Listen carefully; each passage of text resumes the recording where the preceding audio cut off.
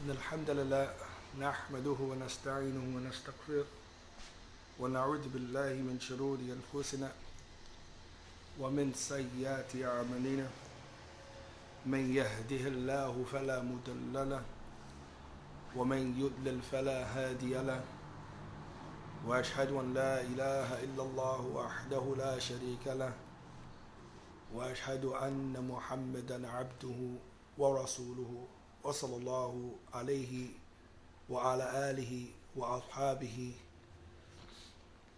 أجمعين أما بعد يا أيها الناس اتقوا ربكم الذي خلقكم من نفس واحدة وخلق منها زوجها وبث منهما رجالا كثيرا ونساء واتقوا الله الذي تساءلون به والأرحام إن الله كان عليكم رقيبا يا أيها الذين آمنوا اتقوا الله وقولوا قولا سديدا يصلح لكم أعمالكم يغفر لكم ذنوبكم ومن يطع الله ورسوله فقد فاز فوزا عظيما أما بعد فإن أصدق الحديث كتاب الله وخير حج محمد صلى الله عليه وسلم وشر أمور محدثاتها وكل محدثة بدعة وكل بدعة ضلالة وكل ضلالة في النار. السلام عليكم ورحمة الله وبركاته. كيف حالكم جميعا يا أيها الأخوات. Brothers and sisters, by the permission of Allah Jalla wa Ala, today's daily doshes or daily reminder, by the permission of Allah, first and foremost for myself and for you all, is the ingredients that Allah subhanahu wa ta'ala have set for success. Okay, the ingredients for success by what Allah subhanahu wa ta'ala has set for as His standards and not of that of the societies. I think this is extremely not important because I decided to talk about it, but it is real that we need to bring this to the surface by the permission of Allah Jalla wa Ala.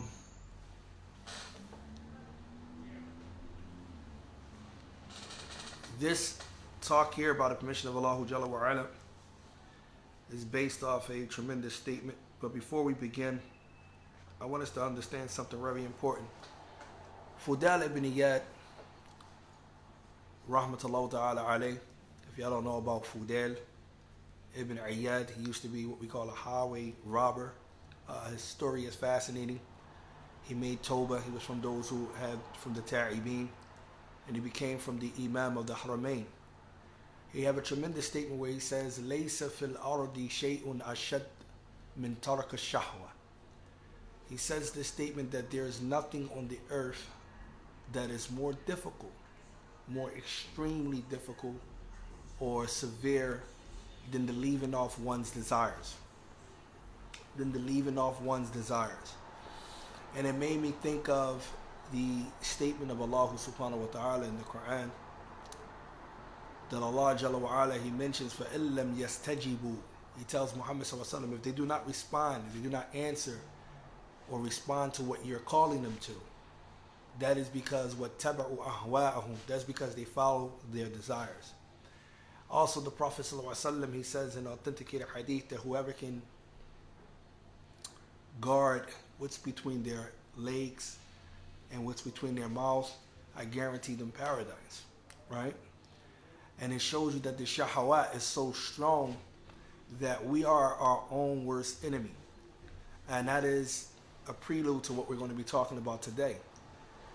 What is actually success? What do it means when you're a person who has a rabai, you're profitable, you have success, falah? What does that mean? So you have to put everything in perspective. 9 times out of 10, you are at the situation that you are in, and let's be honest, didn't have anything to do with you following your shahawat. We have to be honest. We have to take account of ourselves. Is it our shahawat? Is it our desires that brought us to the position that we're at? Whether we listen or whether we do not, whether we obey or whether we disobey, is our desires playing a part in that? This is important for us to understand. There is a tremendous poem. It's a poem that has been placed together for Aqidah, and this is not the focus of our talk, but we will be using some lines of poetry from this poem that breaks down the ingredients for success and not what society dictates from us what is success. And inshallah ta'ala, if we go back to what really is success according to our Lord and put that first and preferable, it would alleviate most of the problems that we find ourselves in today. Okay? And that is, he starts his line of poetry off by saying, فَتَمَسَّكْ بِحَبْلِ اللَّهِ وَاتَّبَعِ الْهُدَى وَلَا تَكُنْ بِدْعِيًّا لَعَلَّكَ تُفْلِحُ وَدَنْ بِكِتَابِ اللَّهِ وَسُنَنِ الَّتِي أَتَتْ عَنْ رَسُولِ اللَّهِ تَنْجُ وَتَرْبَحُ. In these two lines of poetry, we're only going to focus on the first line. He mentions that hold firmly and cling firmly to the book of Allah, where he says to the rope of Allah. And we'll get to the rope of Allah being the book of Allah and being the Jama'ah in Islam, some of the different interpretations of the ulama. Hold firmly to the rope of Allah. And he says follow the huda, okay? And this huda is extremely important. And do not be of those who innovate. And we're going to get into that because some people think that I'm using this as a slogan, just beating down innovation. No, I really want you to understand something here. He says, لَعَلَّكَ تُفْلِحُ. These three things, if you do, you will be successful. These are the ingredients. Then he says, وَدِنْ بِكِتَابِ اللَّهِ وَسُنَّنِ الَّتِي. Then practice your faith. See? Not saying you believe, that's not enough. Not saying I believe that Allah is this, that's not enough. Practice your faith, okay? That means you have to practice what you believe. It have to be shown. You have to, your limbs have to carry that out. وَسُنَّنِ الَّتِي. How do you practice what you believe? وَدِنْ بِكِتَابِ اللَّهِ وَسُنَّنِ الَّتِي. It's two sources. You're going to practice your deen, your belief, based off what? Based off the book of Allah. First and foremost. I mean, you have to arm yourself with that. And with the sunnah, which is the plural of the word sunnah. You need to understand what that means as well. Allati atat an Rasulillah. That which comes from the Messenger of Allah. Tanju, so that you can be saved. Wa tarabah. And that you can be what? You can be profitable. Alright? I only want to concentrate on the first half. We're only going to concentrate on the first half. Those three illustrious things that he brought by the permission of Allah Jalla wa Ala, and that is hold firmly to the rope of Allah, alright, follow the huda, and do what else? And do not be an innovator. Sheikh Salih Fawzan Hafidhahullah, he comments on this tremendous, beautiful point, right? I want you to pay attention what he brings here. He says, as far as the rope of Allah subhanahu wa ta'ala, he says, then the statement here is that you should hold firmly, O Muslim, to the rope of Allah, which is the Quran and the Sunnah. Okay? And this statement in itself is extracted from the statement of Allah, وَأَعْتَصِمُوا بِحَبْلِ اللَّهِ جَمِيعًا وَلَا تَفَرَّقُوا. In Surah Ali Imran, Allah says, hold you all to the rope of Allah collectively and do not become divided. Right? Do not become divided. Hold you all collectively to the book of Allah. He says also, it can be taken from the statement of the Prophet ﷺ, where he says, فَإِنَّهُ مَنْ يَعِيشُ مِنْكُمْ فَسَيَرَى اخْتِلَافًا كَثِيرًا. We know the hadith of Irabad, where he says, from anyone from amongst you who lives, right, after me, you're going to see many difference. وَعَلَيْكُمْ بِسُنَّتِي. So upon you is my sunnah, وَسُنَّةِ الْخُلَفَاءِ الرَّاشِدِينَ الْمَهْدِيِّينَ. And to the end, and the sunnah of my rightly guided khulafa min ba'di. Tamassaku biha. Hold firmly to it. وَعَضُّوا عَلَيْهَا بِالنَّوَاجِذِ.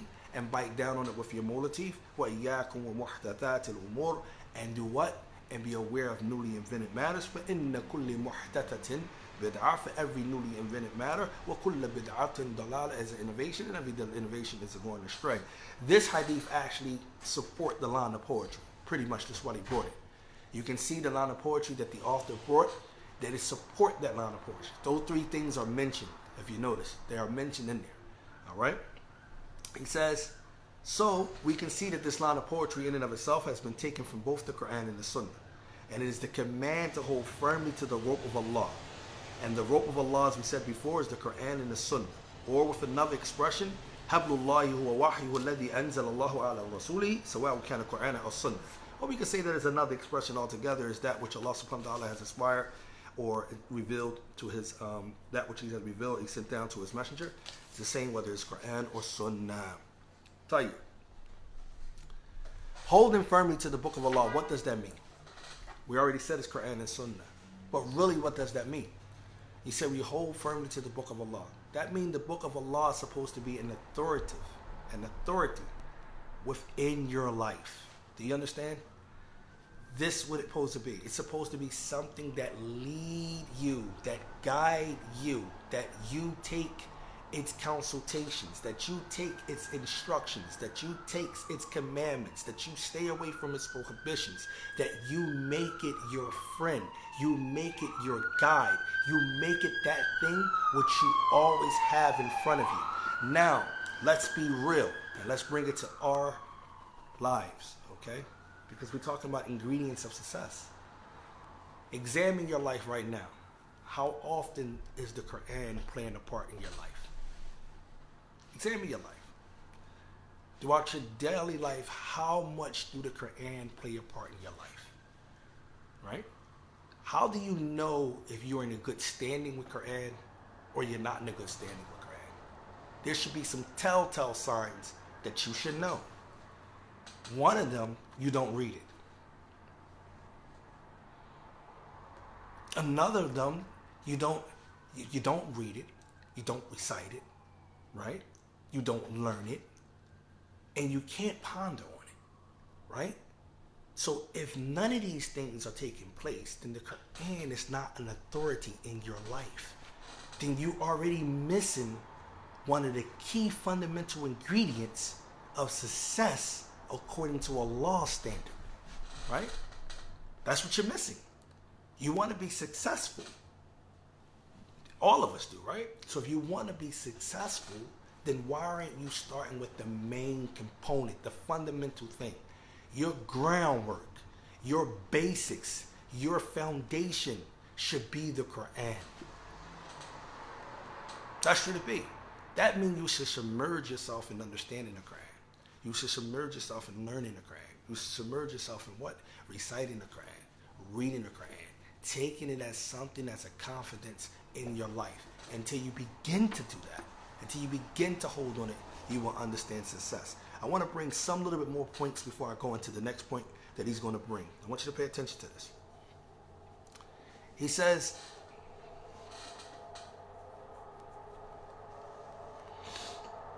he brings a narration from the Prophet ﷺ where he says, إِنَّ اللَّهَ يَرْضَى لَكُمْ ثَلَاثًا, that indeed Allah is pleased for you three things. أَن تَعْبُدُهُ وَلَا تُشْرِكُوا بِهِ شَيْئًا. The meaning of La ilaha illallah, if you don't know that. That's the meaning of La ilaha illallah. Worship Allah alone and do not commit shirk with Him. That's the meaning of La ilaha illallah. تَعْبُدُهُ وَلَا تُشْرِكُوا بِهِ شَيْئًا. Alright? To worship Allah Azza wa Jal alone without any partners, and do not strive anyone along with Him in that worship. وَأَن تَعْتَصِمُوا بِحَبْلِ اللَّهِ جَمِيعًا وَلَا تَفَرَّقُوا, and hold firmly to the book of Allah and do not become divided. وَأَن تَنَاصِحُوا مَنْ وَلَّاهُ اللَّهُ أَمْرَكُمْ, and to advise those whom Allah have given authority over you from the rulers. Tell you, this hadith is collected by Muslim from the hadith of Abu Hurairah radiallahu ta'ala anhu, right? From these three things that are mentioned, that is the point of I'm bringing this hadith in the first place, is the part where it says al-i'tisamu bihablillah, holding firmly to the book of Allah Azza wa Jal. Why? Now pay attention what he's going to say. لِأَنَّهُ يَقِي مِنَ افتراق والإختلاف. Holding firm to the book of Allah Azza wa Jal, it protects you from two things. Holding firm to the book of Allah protects you from two things. Pay attention. It protects you from iftiraq wal iktilaf. It protects you from division, from separation, from dividing, and it protects you from differing. Alright? فلا يحصل اختلاف والافتراق إلا بسبب عدم التمسك بكتاب الله وسنة رسول الله صلى الله عليه وسلم كالافتراق أهل الكتاب. He's going to give you something here that you should pay attention to. He says that these two things do not occur, differing and separation, except only by the reason when a person does not hold on to the book of Allah or the sunnah of his messenger sallallahu alaihi wasallam.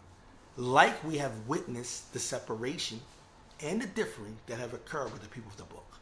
Right?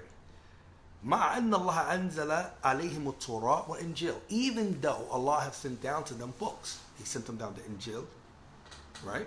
With Isa ibn Maryam, and he also sent them down what? The Torah with Musa alayhi salatu wasalam. Tayyib, it's clear. Even though they had these divine books, even though they were present, they had them, and this should be scary for you and I. This is what, watch what he's going to say. This should be scary for you and I because we have the book of Allah with us. But we still differ, and we're still separated. It should be scary. The book of Allah doesn't guarantee you safety just because it's in your presence. It doesn't work that way. The book of Allah Azza wa Jal doesn't guarantee you safety because you memorized it. It doesn't work that way. The book of Allah only guarantees you safety if you follow it. Do you understand? That's how it works. It can't guarantee you safety because it's just in your presence.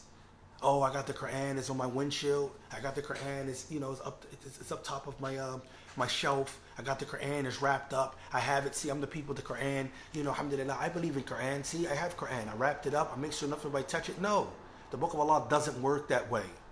It works only if you work by it. You understand? That's how it works. He says here, وَلَكِنْ لَمَّا يَعْتَصِمُوا بِحَبْلِ اللَّهِ تَفَرَّقُوا وَاخْتَلَفُوا. Pay attention. However, when they did not hold firmly to the revelations which Allah has sent to them, this occurred. What occurred was that they divided and they differed. For this reason, we see Allah says in the Quran, وَلَا تَكُونُوا, talking to the Ummah of Muhammad, telling us, وَلَا تَكُونُوا كَالَّذِينَ, do not be like those, تَفَرَّقُوا وَاخْتَلَفُوا مِنْ بَعْدِ مَا جَاءَهُمُ الْبَيِّنَاتِ. Be not like those who divided and differed after the clear evidence came to them. وَأُولَٰئِكَ لَهُمْ عَذَابٌ عَظِيمٌ. Allah says for them will be a severe, a great punishment. Surah Ali Imran, verse 115. طيب. He says, هذه طريقة أهل الكتاب أنهم تركوا كتاب ربهم فتفرقوا. He said this was the methodology that was adopted by the people of the book. That when they abandoned the book of their Lord, they divided, they separated, right? وهذه النتيجة حتمية لكل من لا يأخذ دينه وعقيدته من كتاب الله وسنة رسوله فإن النتيجة الاختلاف والتفرق. That's what we need to understand. Why is there so many differing? Why is so many different opinions? Why we can't get along? Why we can't be this way? Why the Muslims are separated? Why are they divided? Why are they weak? Why he doesn't like this person? Why she doesn't like this person? Why we can't go here? Why the masses are separated? It's clear. Do you understand now? It's clear because like he said here, it becomes clear when you see the result that takes place is due to everyone who do not take his deen, okay, his aqidah, his belief from the book of Allah or the sunnah of the Rasulullah sallallahu alaihi wasallam, then indeed the outcome, the result would be nothing but differing and separation. Differing and separation. Now I want you to understand something. The Creator, He sent down our parents, and He says, "Ihbitu minha jami'a." Get down here. He tells our parents, Adam and Eve, get down. Collectively, you get down. فَإِمَّا يَأْتِيَنَّكُم مِّنِّي هُدًى فَمَنِ اتَّبَعَ هُدَايَ فَلَا خَوْفٌ عَلَيْهِمْ وَلَا هُمْ يَحْزَنُونَ. Allah Azza wa Jalla said, if it comes to you some guidance, some huda from me, then so whosoever follow the guidance, then this is what's going to happen. They're not going to have any fear nor no grief. Right? This ayah is deep in so many levels. Not only that, and we'll get to that with the huda, but you have to understand that you were not sent down here without anything to guide you. Your parents were sent down here to be guided. For men, right? You've been to be guided. Allah sent them down, right? What makes you think that if He sent you something and you don't hold on to it and you don't work by it, it's the thing that's supposed to save you, how else are you going to be saved? How else are you going to be successful? How else you think you're going to actually complete outside of what He sent you? We have to honestly think about that. You can't avoid it. It's no such thing, okay, these people want to be religious, they want to be, you can't avoid it. How can you avoid it? You can't. It's no avoiding it. And if you avoid it, it's going to be problematic. And that's what we have today. We are living our lives via society, norm, and standards.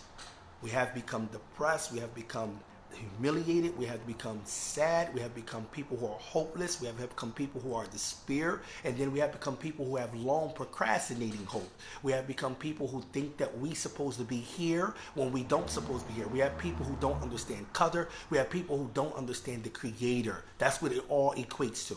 They have bad thoughts about the Creator. They have bad thoughts about His design, His outlook, His intent for what He created His creation for. It's worse. It's mind-boggling because that's what it does. The society feeds you and it actually destroys you inside then outwardly. And you're going to keep running into that trap because you're not using what you're supposed to hold on. So now let's move on. You got Fulan and Alan. He's Muslim, you Muslim. You got this person saying I'm this and I'm that. I guarantee you the differing and the separation that occur between these two Muslims is based off their clinging and holding firmly to the Book of Allah and the Sunnah. So you might say, how can that be? So-and-so said he holds firm to the Book of Allah. Such and such said he holds firm to the Book of Allah.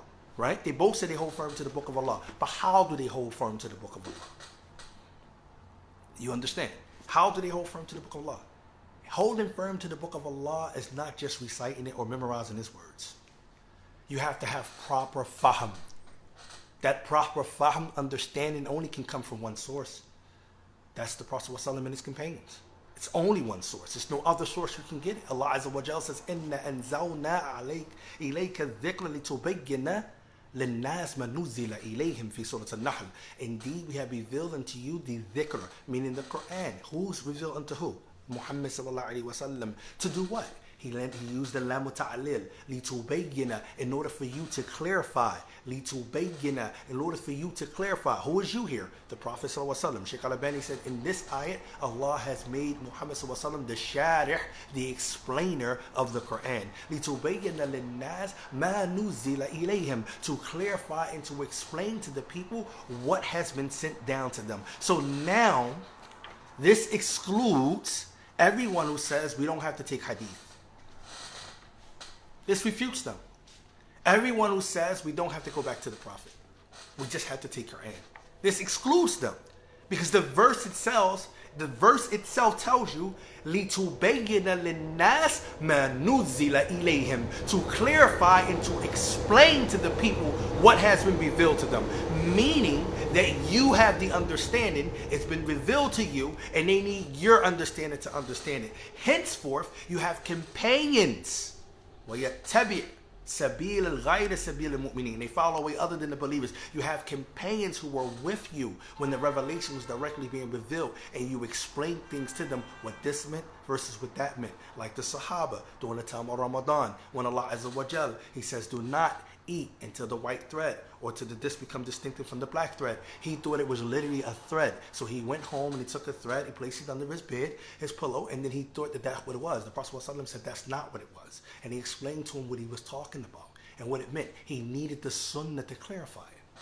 So now you want to get here and say, well, how can it be? How can God have all of this? And these people are breaking up in the sects. He's over here, this Muslim and that Muslim.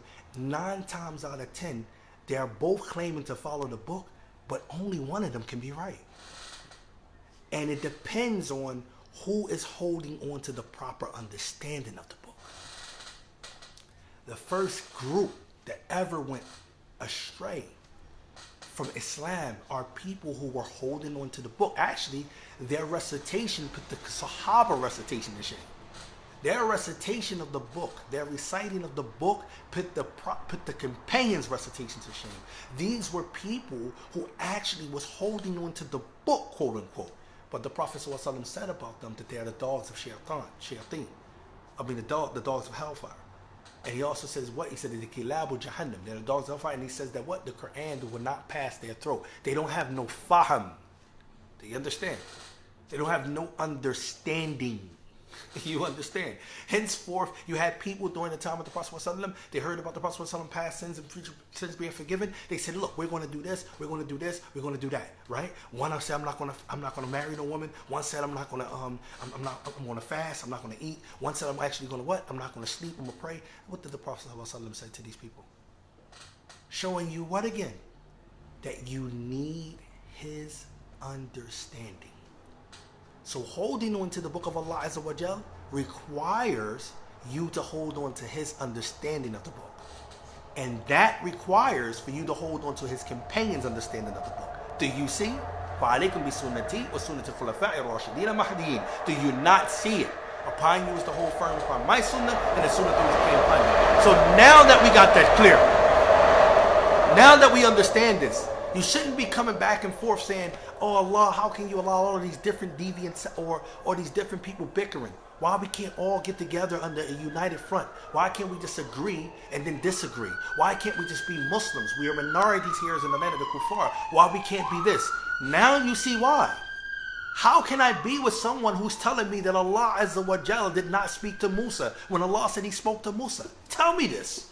If Allah says it in the Quran, and the Arabs, even in the Arabic language, it mentions this, that Allah Jalla wa Ala spoken to Musa. وَكَلَّمَ اللَّهُ مُوسَى تَكْلِيمًا, as Allah says in Surah An-Nisa. And this individual come along and tell you, no, Allah Azza wa Jalla did not speak to Musa. He created his speech. How can I now overlook what he's overlooking? And no one, again, you might say, okay, brother, who's to say that you're right over what he's saying? You might say that. Before we get into that, how do we determine that? Did the Prophet ﷺ understand that Musa wasn't spoken to by Allah? So we have to look in the Sunnah. Did he? And if we can't find the Prophet ﷺ direct statement about it, we have to look to his companions because they was there, right? And if the companions doesn't actually ascertain that, and then the Tabi'een doesn't ascertain that, and the Atba' Tabi'een, none of them understand this verse in that manner, then is it safe to say that you cannot say that? Not only that, that's just one aspect that you're supposed to return back to, and we brought the proofs for that. The next thing you got to think about now is the Arabic language itself. So what they do is they try to play with you. So what they do is they change the fatha here. See? So they make the maf'ul a little bit different here, so you don't know. So they say, وَكَلَّامَ اللَّهِ وَكَلَّامَ اللَّهَ Musa. Not وَكَلَّامَ اللَّهُ. They don't make Allah the fa'il here. They don't make him the doer. They actually makes Allah Azza wa Jal the one who is the object here. So they try to play. But then Allah says in another part in his book where he used a damir, and you can't play with that. He says, وَكَلَّمَهُ رَبُّهُ to Musa. His Lord spoke to him. You can't play with that. So now you can't insert a fatha here. You can't change that here. And it becomes clear. And you have individuals who do this. So how can you tell me that they're holding firm to the book of Allah if they're not holding firm to the proper understanding of the book of Allah? No, they're not holding firm to the book of Allah. So by bounding of that, that's that differing and that dividing will come about. Do you understand? This is what we need to understand. It's important. So stop blaming Allah Azza wa Jal, saying, yo, Allah, you allow all of these people scripture. Allah tells Muhammad in multiple different places in the Quran, fi Surah An'am, fi Surah Ar-Rum, in different places in the Quran, Allah Azza wa Jal says, those who divide, إِنَّ الَّذِينَ فَرَّقُوا دِينَهُمْ, those who divide their deen into schisms, لَسْتَ فِيهِمْ شَيْئًا, you don't have anything to do with them. Those who come alone and take their deen and take from what they want to take, and they want to do this, and they want to do that, you have nothing to do along with them. You had a people who were during the time of the Prophet ﷺ who made a masjid, was called Masjid Darrara. It was based upon an evil intention, and they wanted the Prophet ﷺ to come there to actually pray in it. Allah said, "La tusalli fihi abadan." Do not ever pray in there. Do you understand? So you're going to have individuals who are going to be claiming and using the cloak of Islam, but not be a part of Islam. We ain't caused the separation. They did. They didn't hold firm to the book of Allah upon the proper understanding. Do you understand? That's how it works. And so that's what happened to the Jews and the Christians. The Injil came, they distorted it. They twisted. The rabbis started to push it over top of, the priests started pushing over top of the commoners. So they made it where as though they had the power and the other people didn't. They dragged their robes. They distorted it. The same thing with the people of the book. Same thing with the Jews. They distorted it. The rabbis wanted to be on top, so forth. They distorted it. So henceforth, after the evidence came to them, they became divided and they became separated. That's what they have done. So don't say to yourself that you are holding on to the book of Allah if you're not holding on a proper understanding of the book of Allah. And if the book of Allah is not an authority in your life. And what do I mean by that? Meaning, if the book is not your therapist, I don't know what's wrong. If you can go outside of the book first, many people do this. They have a problem in life. Instead of going back to the book, right, which they are demanded and commanded to do, right, they go everywhere else. How you don't start with the book first, right? You might say, okay, well, brother, I'm not skilled. I don't know Arabic. I can't, I don't know this, and that. Well, then you go to the people who have it. But you don't go outside of the book first. You go to Allah first. Why would you go outside of it? This is the point. The book is the speech of Allah Azza wa Jal. You have to understand that. Until it becomes an authority, you're not going to have success.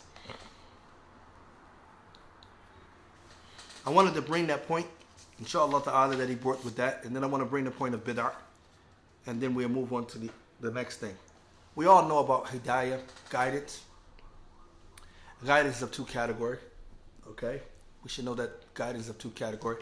And I only want to comment on this at one point here about guidance. The guidance, right? Hidayah, right? The ulama, they divide it into two sections. One part of it is only for Allah Azza wa Jal. That's called the tawfiq. You can only Allah subhanahu wa ta'ala can cause someone to accept the actual guidance. No one has this ability. Not a prophet, not a messenger, not an angel, not any of the righteous people, not the companions. None of us have the ability to actually make someone accept the actual guidance. We don't have that. And this is called hidayah to tawfiq. Then you have what we call the hidayah to irshad.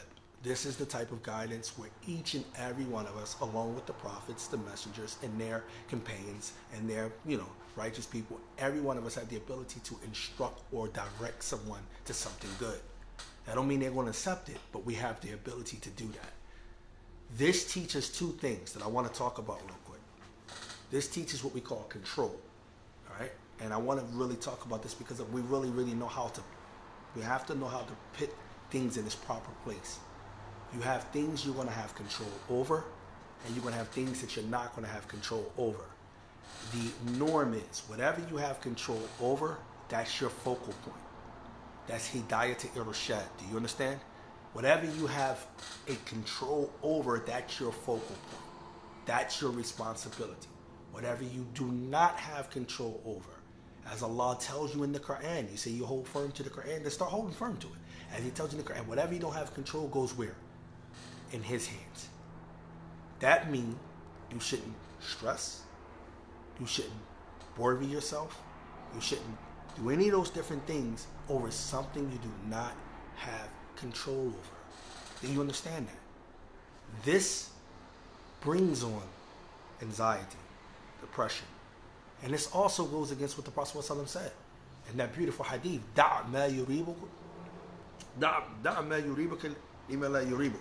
Leave alone that which you doubt for that which you do not doubt. Not that hadith. The next hadith for the Prophet ﷺ said, min husni Islam al-mar'i يعني تركه ما لا يعنيه. He said that from the perfection of a person in Islam, and here from the perfection of a person in Islam, meaning from the perfection of the understanding of a person in Islam, is that the person leaves alone that which does not concern him.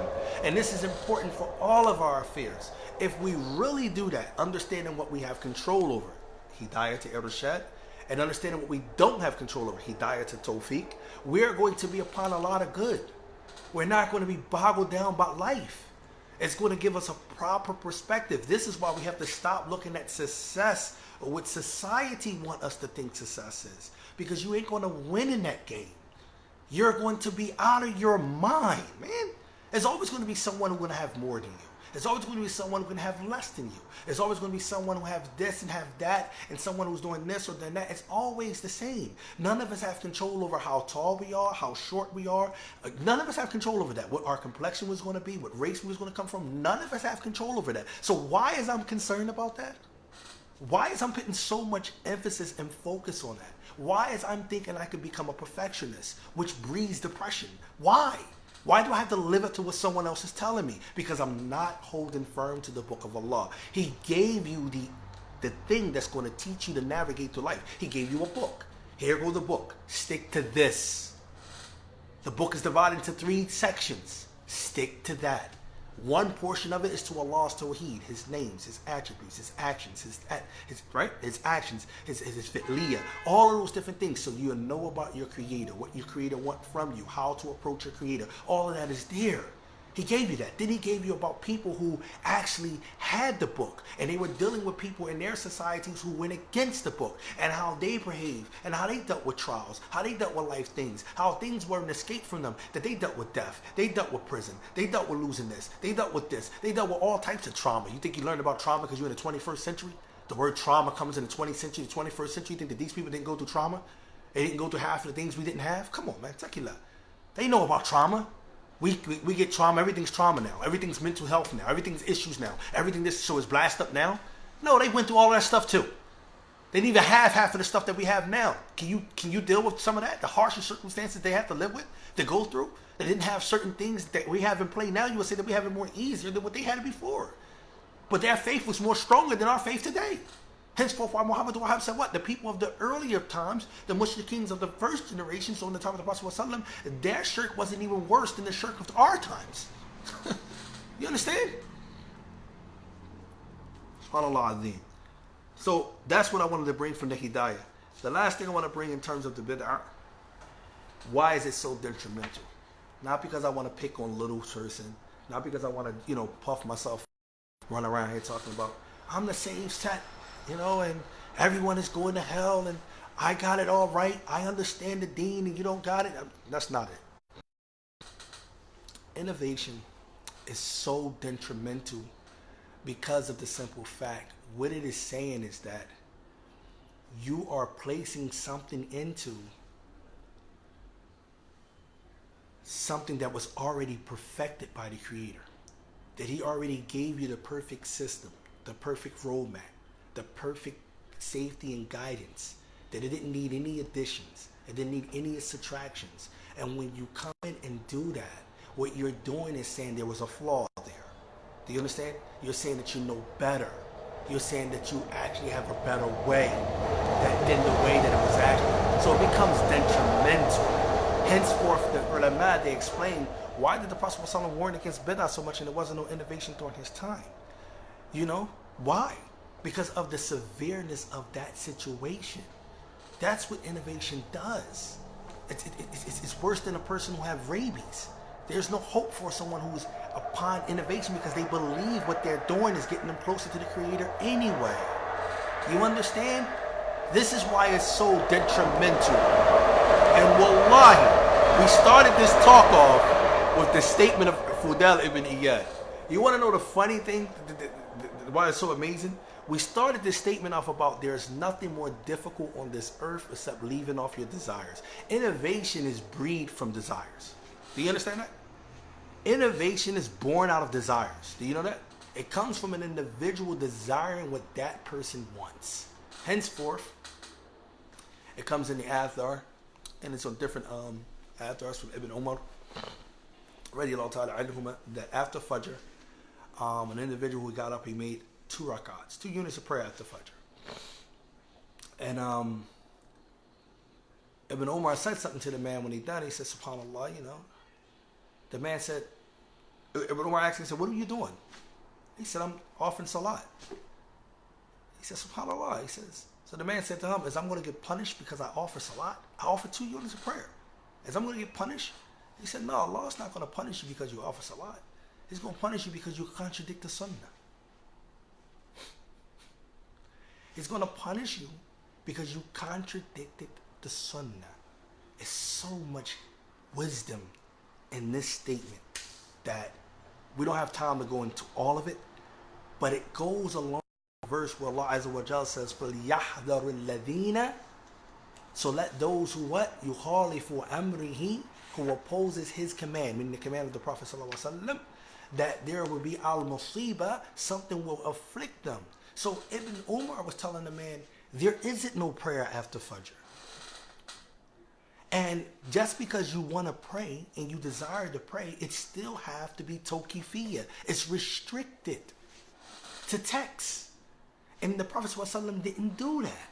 So you're going to get punished because you are contradicting his sunnah. You see?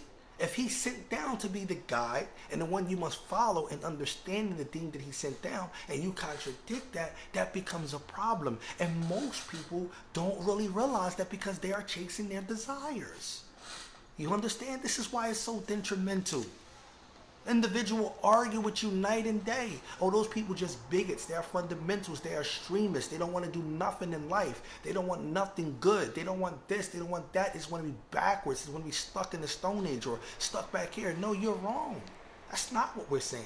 That's not what we're trying to do. We're telling you in regards, you can't do what you want to do because it seems nice to you. You have to do what the Prophet ﷺ and his companions have done. And that's the success. And that's where it lies. We're not trying to check you from this. Oh, they bid'ah cops. Or they haram cops. No, we're not doing that. We're not walking around with a microscope. How can you say we're doing that? If we holding firm to the book of Allah, Allah said, وَلَا تَجَسَّسُوا. Allah told us not to spy. So we can't spy on you. So we're not going around with a microscope to spy on you. No, you want to follow your desires. And your desires is going to leave you in the fire. Allah Azza wa Jalla says, وَأَمَّا مَنْ خَافَ مَن رَبِّهِ وَنَهَى النَّفْسَ عَنِ الْهَوَى فَإِنَّ الْجَنَّةَ هِيَ الْمَأْوَى. He who fears the standing before his Lord, that's what's going to check him. And he prevents his desires. Okay? He prevents following his desires. This person is going to be in Jannah. That's going to be in the bowl because he fought and strove against his soul, his desires. So Fudayl ibn Iyad is correct. There is nothing more difficult that you're going to find on this earth than fighting against or leaving off your shahawat. Because your shahawat can start small and it can lead to a real major thing. You have individuals who were Muslim, then they became non-Muslims. You have individuals who were upon sunnah, then they became upon bid'ah, not upon sunnah. You have individuals who mix that, which is what? They asked one of the companions, they said, what do you see as detrimental? He said, someone seeing good, someone seeing bad is good and good is bad. This is what happens, that those lines get blurred. Why? Because you don't want to follow authority. You don't want to stick to what's there. That's the point that I wanted to bring in terms of that. And last but not least, we're going to end it here with the statement of Sheikh Salih Fawzan. And it's a beautiful point that he brings. He says, so إذا أردت فلا وهو سعادة في الدنيا وآخرة فتمسك بحبل الله واتبع هداه هذا سبيل الفلاح. He said, so if you really want success, all right? He said, then success is the happiness that is obtained within this life and the next. So then you will hold firmly to the book of Allah and you will follow the guidance contained within the book of Allah and the Sunnah. He says, هذا هو سبيل الفلاح. This is the pathway that leads to falah, right? He says, so what is falah? Falah is kathratu khayr wa nailu sa'ada. It is abundance of good and it's an obtaining happiness, right? That's what we call falah. Right? He says Allah describes this in the Quran when he says, called aflah al-mu'minun. Allah already told you that the believers are successful, and to the end, up until Allah Azza wa Jalla said they will be in the paradise forever. فَإِذَا كُنْتَ تُرِيدُ فَلَا. So he said, if you're one person who really wants this falah, abundance of good, in this life and the next, and you want to ascertain some happiness, فَعَلَيْكَ بِهَذِهِ الْأُمُورَ الثَّلَاثَ. Then upon you is to hold firmly to these three things. These are the ingredients to success. All right? He says, تَمَسَّكْ بِالْحَبْلِ اللَّهِ. Believe in it. Your belief in it, it also demands that you act by it. If you don't, this is what's going to occur. Believe in the book of Allah. Instead of putting it on your top shelf, put it here. Instead of putting it on your windshield, put it here. Instead of taking some of its verses and decorating your house with it, put it here. Don't sit there talking about you believe in the book of Allah, but you got a Christmas tree in the house. Or say you believe in Allah and you're sitting there celebrating Christmas. Come on. How can you say you believe in the book of Allah, you hold firm to the book of Allah, and that goes against the very book of Allah? It doesn't make sense. You see what I'm saying? I believe in the book of Allah. I believe the Tawheed is where it's at. The book is every ayat is filled with Tawheed. But yet and still, you're going to say, no, I'm going to come along and, it's just for the kids. Your shahawat again. I'm going to come along with my desires and, I'm just going to, I'm just going to get in the holiday spirit. There's nothing wrong with it. You know, we being people, we Bani Adam. So you're trying to say that Allah Azza wa Jal, knowing that He knows everything, and that if it was any higher, any good, He would have prescribed it for you, right? And because He didn't prescribe that for you, He doesn't know? That's what you're saying? Oh, you know better than Him, right? Oh yeah, we want to celebrate Christmas today. You know better than Him. If it was good, you would have had it. It would have been prescribed. Don't ever have bad thoughts about Allah. If it was good, it would have been prescribed. Do you understand that? This is fundamental. The Prophet ﷺ, the very nature of believing in the Messenger of Allah ﷺ is that he dalla ummah, as Sheikh Muhammad Abdul Wahhab bringing his third principle and Dalailatul Usul. What did he say? He said, there is no good. La khayra fihi illa dalla alayhi ummah, except that he guided his ummah to it. There was no good except that he guided them to it. There was no evil except that he warned them from it. Do you understand? So if it was good, Allah would have commanded it. If it was good, the Prophet ﷺ would have instructed it. If it was good, it would have been instituted. It would have been sanctioned. But the fact that it isn't no good in it, that's the reason why you don't have it. So don't say you hold firm to the book of Allah. That's the problem. You don't. The household don't. You allow the society to raise your child. You allow the society to raise you. They have instilled beliefs and notions in you. No, I'm Muslim. My name Ahmed. I'm Muslim. My name Yasmin. I'm Muslim. You see? This is what I have, you know. I go to the masjid. Oh, you didn't sell if you went up the street. I'm Muslim. But you don't have no Muslim values. Do they understand? If I was to ask you what is the Muslim values, you probably say, what is he talking about? You don't have no Muslim values. You compromise at any slight chance over your deen versus that of them. What they gonna think about me? Why would I be this? Would I be an eyeball? Would I be this? No. You don't understand that. It says Tuba lil Ghuraba. Do you understand that? Bada Islamu Ghariban Sayaudu. Ghariban. Islam started off as something strange. It's going to return to being something strange. What do he say here? Tuba lil Ghuraba. He says Tuba, which is a tree in paradise for the people who are Ghuraba, meaning that you're going to be isolated, meaning you're going to be an eyeball, meaning you're going to look weird, meaning people are not going to be the majority with you, meaning you're going to be alone holding on to your deen, meaning you need to hold on to your deen. It's an encouragement, because the strangers that you are in your deen is an encouragement at all, because you are practicing your deen and everyone else is not. You shouldn't feel no way. This is a bounty and a mercy from the Creator that you are holding to your sanity, because your deen contains that aqua and that's sanity. You don't even understand that, so you will give it up at any moment. They say shave the beard, I can't get the job, I'm gonna shave the beard. They say take off the hijab, I can't get the job, I'm gonna take off the hijab. They say do this, I'm gonna do that. They say come over and eat the turkey, it's nothing wrong, I'm gonna eat the turkey. They say come over here and just celebrate in family reunion with the Christmas, I'm gonna come do the Christmas. They say celebrate your happy anniversary, you call it this, your birthday, I'm gonna do that. They say do New Year's resolution, I'm gonna do that. I'm gonna compromise my deen because I am not a stranger. I don't want to hold on to that. This is exactly what I'm going to do. And that's why you won't be successful. That's why you won't be successful. You will be deceived that you are successful. Look what he says right here. He says, what? فَإِنْ أَخْلَقْتَ بِوَاحِدَةٍ مِنْ هَذِهِ الثَّلَاثَ فَإِنَّكَ تَكْسَرُ وَلَا تُفْلِحُ أَبَدًا. He says, so if any one of these three ingredients that we just mentioned, if any one of them is missing, is deficient, then you will not ever taste success. Do you understand that? If you're deficient in the book of Allah, or you're not holding firmly to the book of Allah, you won't get it. If you're deficient in following the guidance, which is contained in the book of Allah and the Sunnah, you won't get it. If you're deficient in staying away from innovation, you won't get it. You have to have all three of them in order to sustain it. He says, Allah says in the Quran, فَمَنْ ثَقُلَتْ مَوَازِينُهُ فَأُولَٰئِكَ هُمُ مُفْلِحُونَ. Allah says, and he whose scales will be heavy, these are those who will be muflihun, falah. These are those who will be successful. وَمَنْ خَفَّتْ مَوَازِينُهُ. And he whose scales will be light, فَأُولَٰئِكَ الَّذِينَ خَسِرُوا أَنفُسَهُم. These will be those who have lost their own selves. Surah Mu'minun.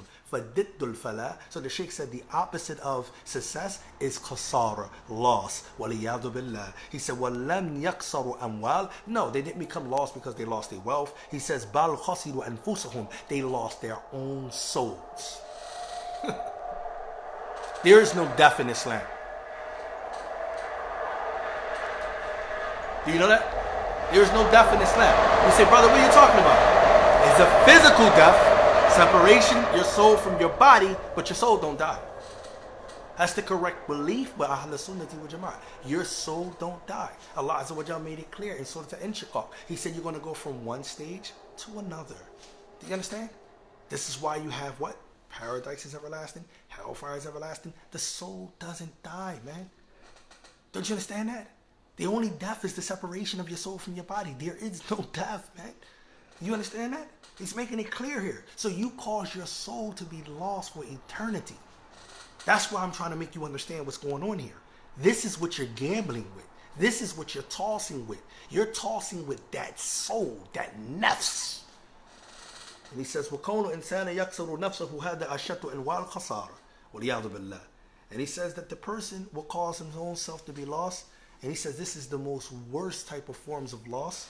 وَلِيَعْذُ بِاللَّهِ. Allah says in the Quran, say to them, Muhammad, إِنَّ خَاسِرِينَ الَّذِينَ خَاسِرُوا أَنفُسَهُمْ وَأَهْلِيهِمْ يَوْمَ الْقِيَامَةِ عَلَى ذَلِكَ هُوَ خُسْرَانٌ مُبِينٌ. Allah Azza wa Jalla says, say to them that the loser, indeed those, say that indeed the losers are those who lose themselves and their family on Yawm al-Qiyamah. عَلَى ذَلِكَ هُوَ الْخُسْرَانُ مُبِينٌ. He said, and this is not the evident loss. And at the end he says, لَعَلَّكَ, and I'm going to end it real fast. He said, هَذَا الرِّجَالِ.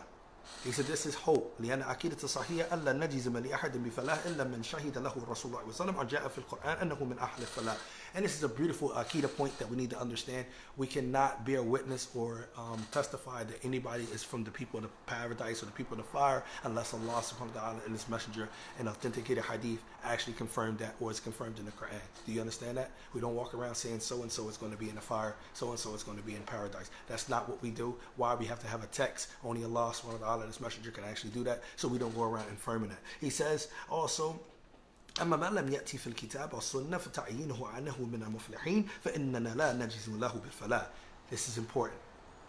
And whoever does not, okay, come with that which is in the book or the sunnah to aid and support that this individual is from the successful ones, then we cannot confirm that he is successful. Do you understand that? We cannot confirm that he is successful. He says here, he says you can't confirm. He said, وَلَكِنْ نَرْجُو لِلْمُحْسِنِ. However, we hope for the one who does good. وَنَخَافُ عَلَى مُؤْسِي. And we have fear for the one who's what? We are afraid for the one who have done wrong. Right? وَأَيْضًا الْمُسْلِمُ لَيَقْتَرُّ بِعَمَلِهِ. And he said also the Muslim do not become deceived with his or her actions. That's because you Salafi, you wear black niqab, you wear hijab. That's because you Salafi, you got big beard. That's because you this and that. You can say you Firqat al-Najiyah. That don't mean you're safe. It doesn't mean that. Do you understand that? Actions are by khawatim. They are by the conclusion. What you die upon is what counts and what matters. Everyone that you keep claiming that you hold on to, all those illustrious imams, those companions and everything like that, when it came to time for them to die, they were crying. And what they were crying for? Not for the dunya. They were crying because they didn't know where they were going to end up at. Some of them was even promised Jannah, but still they were still crying as over their deeds. Do you understand that? Is this your behavior? Or do you got the arrogant behavior? Aki, am I Akida right? I believe Allah have two right hands. They jacked up. I know Allah got two right hands. You know, my Akida right. But you're the biggest criminal in the world. Contradiction, your Akida isn't right. Your Akida isn't right. You're the biggest criminal in the world. But your Akida right. He got two right hands. But that didn't benefit you at all. It didn't benefit you at all. The fact that he's going to roll up in those right hands that happens on earth. He's going to say, where's the kings? None of that benefits you at all. But yet and still, your Akida is right. Allah rose above the throne in a manner that befits His majesty. Yeah, but you're out here womanizing. You're out here killing. You're out here stealing. You're out here lying. You're out here cheating. Right? You're out here doing everything under the book, but you got the correct Akida. That's crazy. It don't even make no sense.